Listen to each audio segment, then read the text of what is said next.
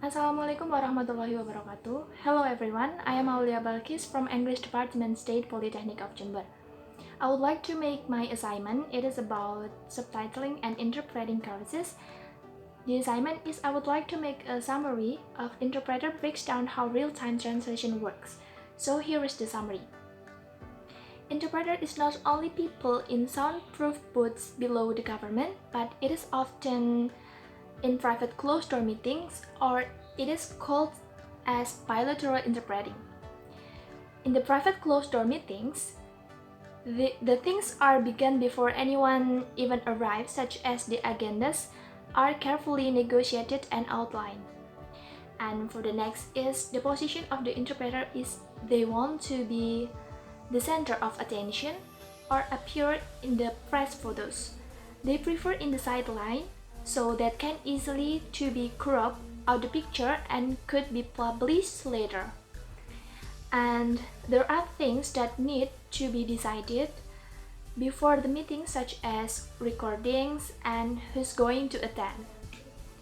There are two types of interpreting that are simultaneous interpreting and consecutive interpreting.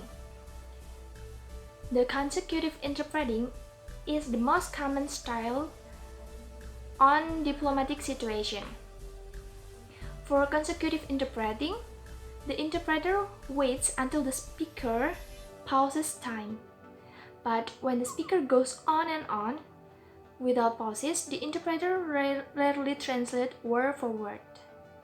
And when the speaker goes on and on for a long time, then the interpreter relies on to make a note. Or it's called note-taking. In the note-taking, the interpreter represents the speaker's ideas with the symbols of their own style. And for the simultaneous interpreting, it usually used with earpieces and microphone and the interpreter working on a soundproof booth. In simultaneous interpreting, it is a chuchotage in French, which means interpreting, whispering. They whisper to a single person in close proximity to third parties. In simultaneous interpreting, they try to maintain an optimal distance from the original speakers. This referred as ear voice. Even if the speaker is speaking at 100 until 110 words per minute, which research said that the optimal speed for interpreting, the interpreter still has to figure out the optimal ideas. But the problem is, the further back in the diplomat speech is a lot to be kept in interpreter short-term memory.